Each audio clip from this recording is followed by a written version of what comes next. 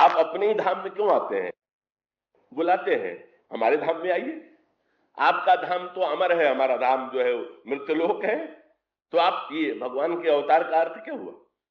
तो भगवान जब मृत्युलोक में उतर करके चले आए, कब भगवान अपना घर अपना धाम छोड़ करके जब जीव के घर में जीव से मिलने के लिए, जीव से नाता जोड़ने के लिए का ईश्वर जब स्वयं आ जाता है तब का अवतार की सार्थकता होती है।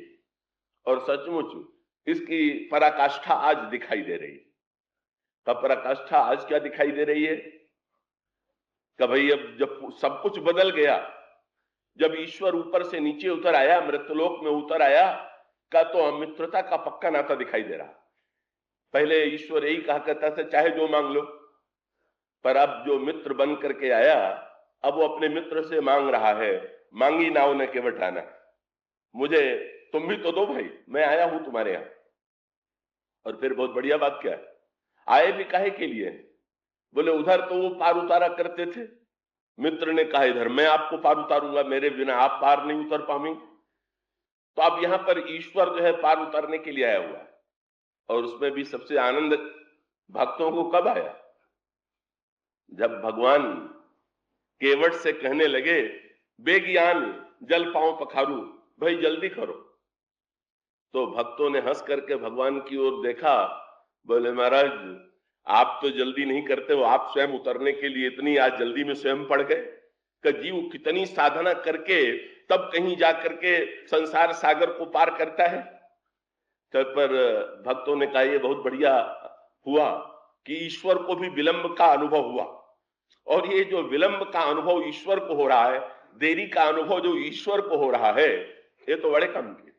आज देरी की कठिनाई का जब अनुभव करेगा तो आगे चल करके उसके घाट पर जब हम लोग जाएंगे तो उससे कह सकेंगे कि आपको भी देर नहीं करना चाहिए।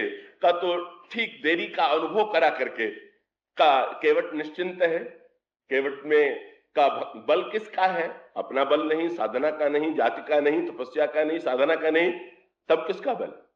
का उसको तो भगवान की कृपा का ही बल है। और जब भगवान की कृपा का बल है तो निश्चिंत होकर के बैठा हुआ है कि मेरे ऊपर यदि कृपा है तो ये रूठ करके जाएंगे कहां? और अगर जाएंगे तो फिर मित्रता बराबरी की नहीं रही, तब तो छोटे और बड़े का भेद रह गया। इसलिए केवट भगवान राम के सामने भी निश्चिंत भाव से बैठा हुआ है। और जब केवट को भगवान राम ने उठते नहीं देखा तो भगवान राम ने तुरंत केवट से ये कहा कि भाई शीघ्रता करो, शीघ्रता करो। तो अब प्रश्न ये आया कि ये शीघ्रता काहे की है?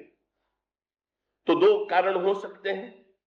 एक कारण तो यह है कि भगवान श्री राम ने ये कहा कि मुझे शीघ्रता से पार उतार दो, तो ये कह सकते हैं कि भगवान को पार जाने की जल्दी। इसलिए एक कारण तो शीघ्रता, वेग शब्द का तात्पर्य है।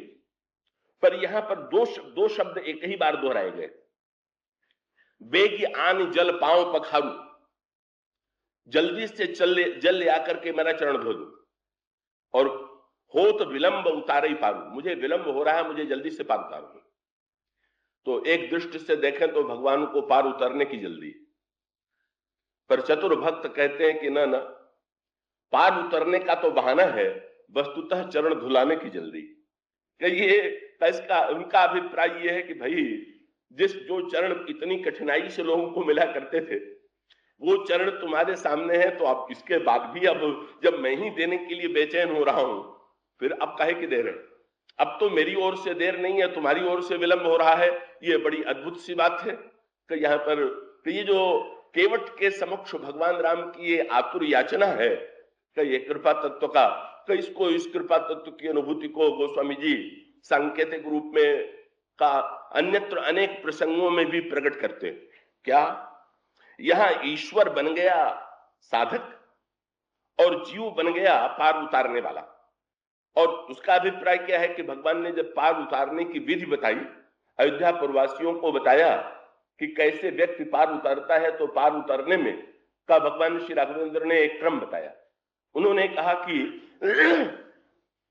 ये मनुष्य का शरीर जो है एक नाव की तरह है, एक जहाज की तरह, और जैसे नौका को चलाने वाला मल्लाह चाहिए, उन्होंने पूरा वर्णन किया। नौका के साथ नाव को खेने वाला मल्लाह चाहिए, और मल्लाह के साथ कहीं अगर हवा भी का ठीक अनुकूल चलने लगे तो नौका और तीव्र गति से, अगर हवा अनुकूल न हो तो परिणाम होगा कि नाव के द्वारा पार होने में कठिनाई होगी, पर अगर नौका हवा भी ठीक उसी दिशा में चल रही हो तो इसका परिणाम यह होगा कि नौका और तीव्र गति से चलेगी। तो भगवान ने अयोध्या प्रवासियों को उपदेश देते हुए कहा कि मनुष्य का शरीर जो है का यही बेड़ा है, यही जहाज है, यही नाव। नर तनु भव वारिधि कह बेरो। और फिर उन्होंने कहा सन्मुख मरुत अनुग्रह मेरो, का मेरी जो कृपा है वही अनुकूल वायु, का मनुष्य का शरीर जहाज है, मेरी कृपा जो है का वही वायु है। अब यहां पर भी भगवान का संकेत क्या है कि देखिए मल्लाह को प्रत्यक्ष दिखाई दे रहा है, नाव भी स्थूल रूप से प्रत्यक्ष दिखाई दे रही है, पर हवा को प्रत्यक्ष रूप से नहीं देख रहे, केवल उसकी अनुकूलता की अनुभूति हो रही है, हवा प्रत्यक्ष रूप से नहीं। तो दो पक्ष जो है वो तो प्रत्यक्ष है और भगवान की कृपा छिपी हुई, कृपा करके भगवान छिपे हुए का सहायता कर रहे हैं। तो वो मल्लाह कौन सा है? गोस्वामी भगवान राम कहते हैं नर तनुभव बारिज कह बेरो, सन्मुख मरुत अनुग्रह मेरो, कर्णधार सदगुरु दृढ़ नावा, दुर्लभ साज सुलभ करि पावा। गुरु जो है वही नौका को चलाने वाला कर्णधार है। और व्यक्ति का इसका अभिप्राय यह है कि जैसे मल्लाह जिधर खे करके ले चलता है नाव को, का व्यक्ति की नाव उधर चलती है, इसी प्रकार से सदगुरु जिस प्रकार की साधना जिसको बतावे का उस प्रकार की वो साधना करे और साधना के साथ साथ मेरी कृपा के वायु की सहायता मिले। और इन तीनों का समन्वय सदगुरु, साधना और कृपा का जब समन्वय होता है तो भगवान ने कहा कि बस का इससे व्यक्ति जो है भव सागर से पार हो जाता है। और साथ साथ उन्होंने भी कह दिया कि ऐसा सुअवसर प्राप्त होने के बाद भी जो इन तीनों का सदुपयोग नहीं करते वे बड़े आत्मघाती हैं। कसो परत्र वह भगवान कहते हैं जो न तरई भव सागर नर समाज असपाई, सो कृत निंदक मंदमति आत्महन गति जाए। कौ आत्मघाती, इसका अभिप्राय क्या कि मल्लाह का तो बड़ा महत्व है और मल्लाह जैसा जैसा कहे यात्री को वैसे ही करना पड़ेगा, अगर उसको पार उतरना है तो सदगुरु जो कहेगा वही साधक को करना होगा। तो आज तो नई परिभाषा हो गई ना, भगवान पार उतरने वाले हैं और मल्लाह है केवट बना हुआ। तो केवट का व्यंग ये था कि महाराज मैं आपकी बात मानूं कि आप मेरी बात मानेंगे। यहां ये बताइए, जब आप ये कहते हैं कि मल्लाह कोई महत्व है कि मल्लाह जिधर खे करके ले चले, तो अब तो इस समय आपको मेरी ही इच्छा के अनुकूल जैसा मैं चाहता हूं वैसा ही आपको करना होगा। और सचमुच भगवान श्री राघवेंद्र जब व्यग्रता प्रकट करते हैं तो उसका तत्व यह है कि सचमुच ईश्वर भी जीव पर करुणा करने के लिए महानतम व्यग्र है। का करुणा का यही नहीं है कि जीव ईश्वर को पाने के लिए व्यग्र है, बल्कि जीव में व्यग्रता कम है। का जीव, इसलिए एक दिन आपके सामने एक बात कही गई थी क्या कि कौन प्रेमी और कौन प्रियतम? जीव प्रेमी है भगवान प्रियतम है कि भगवान प्रेमी है जीव प्रियतम? तो कहा तो यह जाता है कि जीव प्रेमी है भगवान प्रियतम है, पर कुछ चतुर लोग ये कहते हैं कि ना ना भगवान ही प्रेमी है जीव प्रियतम का। इसका सबसे सुंदर दृष्टांत मिलता है मानस के आरण्यकांड में। ये वर्णन आता है कि जब लंका में रावण श्री किशोरी जी का हरण करके ले गया तो वहां पर अशोक वृक्ष के नीचे श्री सीता जी बैठी हुई है और अशोक वृक्ष के नीचे बैठ करके सीता जी ध्यान कर रही हैं। तो भगवान राम के किस रूप का ध्यान कर रहे हैं?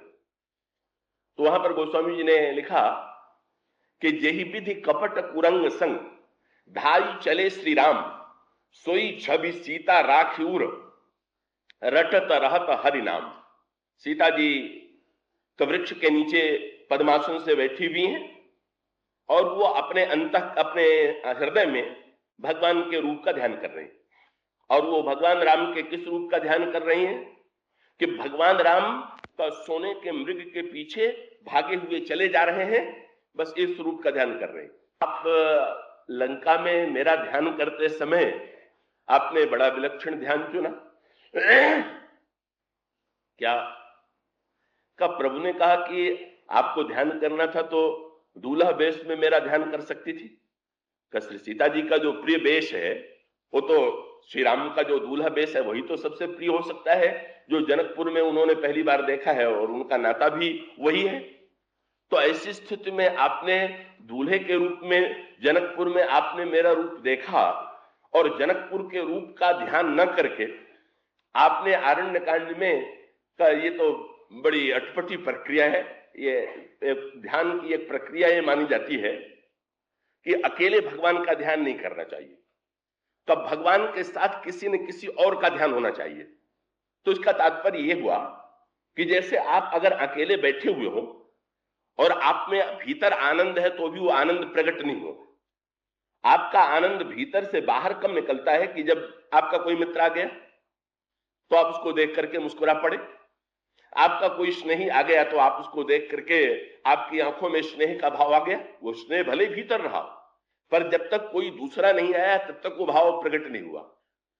तो इसलिए ध्यान की मान्यता है कि भगवान अकेले रहेंगे तो बिल्कुल गंभीर ही दिखाई देंगे। गंभीरता के स्थान पर हमें तो भगवान का आनंद बाहर छलकता हुआ दिखाई दे, इसकी आवश्यकता है।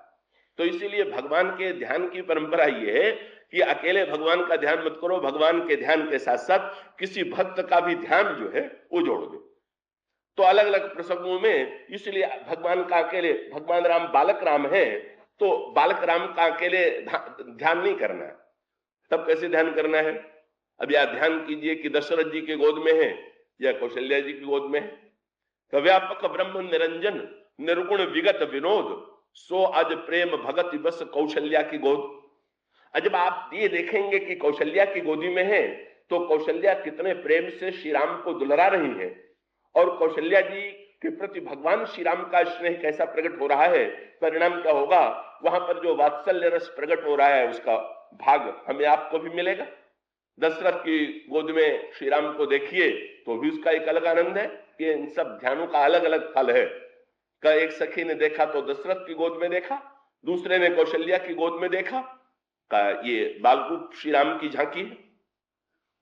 का आगे चल करके जब अयोध्या के स्थान पर जनकपुर में जाएंगे तो जनकपुर में भगवान राम का अकेले ध्यान थोड़ी किया जाएगा।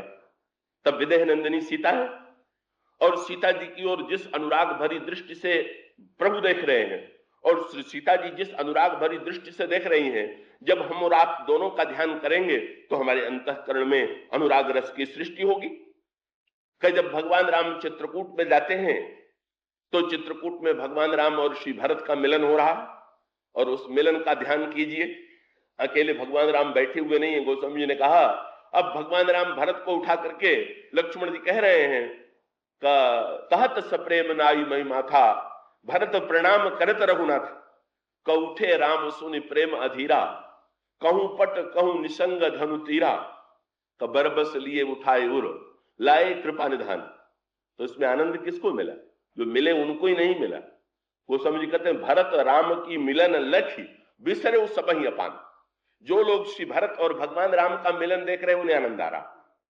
तो इस तरह से का किसी न किसी भक्त को, किसी न किसी सेवक को, चाहे यही ध्यान कर लीजिए, अगर दास्य भक्त की आप आनंद लेना चाहते हैं तो हनुमान जी प्रभु के चरणों की सेवा कर रहे हैं और प्रभु हनुमान जी को स्नेह की दृष्टि से देख रहे हैं।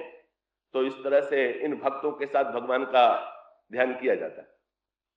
तो श्री किशोरी जी तो स्वयं भगवान के ध्यान की सर्वोत्कृष्ट, इन ध्यानों में भी सर्वोत्कृष्ट ध्यान जो है वो श्री सीता जी के साथ भगवान राम का है।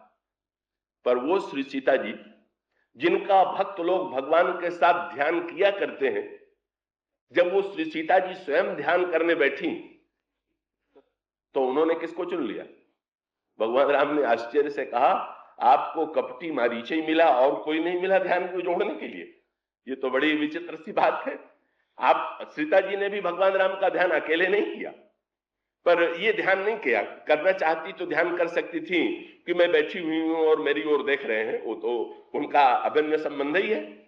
लेकिन वे ध्यान किसका कर रही का? उन्होंने कहा जय विधि कपट कुरंग संग धाई चले श्री राम का सोई छवि सीता राखिउर रटत रहत हरि नाम। तो श्री सीता जी ने कहा कि नहीं महाराज, ये चुनाव तो मैंने समझ बूझ करके कि इस ध्यान में जितनी विशेषता मुझे लगी और किसी ध्यान में नहीं लगी। क्या विशेषता लगी कि एक तो श्री सीता जी ने कहा कि आप दूल्हे के वेश में तो अत्यंत प्रिय, लेकिन मैंने दूल्हे के वेश में आपकी चाल भी देख लिया। क्या का दूल्हे के वेश में तो भगवान राम जनकपुर में कभी दौड़ते हुए थोड़ी दिखाई पड़े। का वहां तो भगवान राम धनुष तोड़ने के लिए भी जब उठे तो उठना भी कठिन, उठे बड़ी कठिनाई से, और उठने के बाद भी जब चले तो धनुष तोड़ने के लिए तो बस गोस्वामी जी ने कहा ठाड़ भय उठी सहज सुभाए, तो बिल्कुल सहज भाव से खड़े हो गए। और जब चले भी तो कैसे चले, बोले सहज ही चले सकल जग स्वामी, चल रहे। श्री सीता जी ने कहा महाराज लंका में मुझे धीरे दौड़ने चलने वाले भगवान की आवश्यकता नहीं जो इतने धीरे चले, मुझे तो दौड़ने वाले ईश्वर की आवश्यकता थी। इसलिए भी मैंने देखा, भक्तों को दौड़ते तो बहुत देखा, पर आपके दौड़ने की एक झांकी। और दौड़ना भी किसके साथ, ये जैसे केवट प्रसंग जो है उन निष्ठाधनता की पराकाष्ठा है। इसी प्रकार से श्री सीता जी ने कई संदर्भ में श्री सीता जी को एक प्रकार से अपने में अपराध की अनुभूति हो रही है। देखें इसमें गोस्वामी जी ने संकेत किया, श्री सीता जी के मन में बार बार ये लगा कि मुझसे बड़ी भूल हो गई, और उस भूल में प्रभु के प्रति भी भूल की अनुभूति होती है। और लक्ष्मण जी के लिए जो उन्होंने कटु शब्द कह दिया, तब वो भी उनके अंतःकरण में बार बार पश्चाताप होता रहता है कि मैंने लक्ष्मण जैसे भक्त को कैसे इतने कटु शब्द कह दिए। दूरी उत्पन्न हो गई, श्री सीता जी और भगवान श्री राम में दूरी उत्पन्न हो गई। तो उस दूरी उत्पन्न करने के संदर्भ में श्री सीता जी ने किस पात्र का चुनाव किया, उस पात्र का चुनाव किया कि जिस पात्र में तब भगवान की जो महती अनुकंपा है, करुणा है, और जहां पर भगवान जो है का ये केवट के प्रसंग की विशेषता क्या है, का एक प्रसंग वही यहां पर जैसे भगवान केवट को पाने की चेष्टा करते हैं, केवट भगवान को पाने की चेष्टा नहीं करते।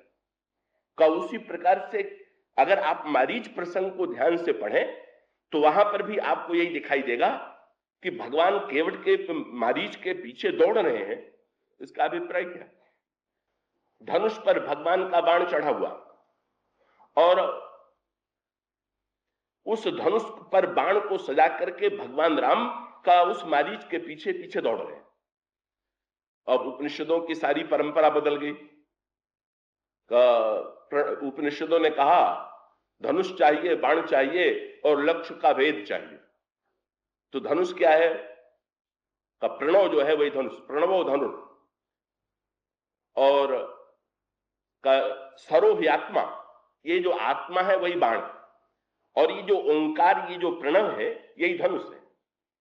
और लक्ष्य क्या है, का ब्रह्म तल लक्ष्य मुच्यते, ब्रह्म ही लक्ष्य है। जैसे कोई चतुर निशानेबाज धनुष पर बाण चढ़ा करके का लक्ष्य को भेद करता है, कैसी प्रकार से ओंकार के धनुष पर आत्मा का तीर लेकर के धनुष जाकर के लक्ष्य में डूब जाता है, लक्ष्य के भीतर घुस जाता है। कैसी प्रकार से उस आत्मा को तीर बना करके ब्रह्म को लक्ष्य बना करके ब्रह्म में पहुंचा दे, ब्रह्म में विलीन कर दे माना जाता है। पर यहां उपनिषदों की परंपरा तो बिल्कुल बदल गई। क्यों, कि यहां लक्ष्य कौन हो गया, कि लक्ष्य हो गया मारीच, और धनुष बाण किसके हाथ में है, साक्षात ईश्वर के हाथ में। और ईश्वर के हाथ में जब वो धनुष बाण है तो इसका अभिप्राय क्या हुआ कि इस समय ईश्वर बन गया साधक, और साध्य कौन बन गया, साध्य बन गया मारीच, और स्वयं भगवान ही अपने धनुष पर बाण चढ़ाए हुए हैं। तो इसलिए मारीच के संदर्भ में आता है कि का मारीच जब भगवान राम की ओर जाने लगा तो अब वहां पर भी बड़ा सुंदर संकेत आता है का मारीच का संबंध रावण से है, और रावण मारीच को प्रेरित करता है कि तुम कपट करो, छल करो। तो रावण तो मूर्तिमान मोह है, मोह दश मौलि तद्व्रात अहंकार पाकारजित काम विश्रामहारी। तो मोह के द्वारा जब मोह जब किसी को प्रेरित करेगा तो कपट और छल के लिए ही तो प्रेरित करेगा। और कपट और छल का उद्देश्य भी क्या है, का मारीच के पास रावण एकांत में मिलता है और एकांत में मिलकर के कहता है, ओहु कपट मृग तुम छलकारी, जेह विधि हरि आनो नृप नारी। जिस तरह से मैं सीता को राम से दूर बना दूं, उस राजकुमार की पत्नी को, उसका अभिप्राय ये है, राम को एक राजकुमार के रूप में देखता है, सीता को राम से दूर बनाना उसका उद्देश्य है, और इसके लिए मारीच को कपट और छल की शिक्षा देता है। और यहां पर कठिनाई क्या है? भगवान से किसी ने पूछ दिया आपको कौन पाता है, तो उन्होंने एक वाक्य कह दिया, क्या? निर्मल मन जन सो मोहि पावा, और मोहि कपट छल छिद्र न भावा।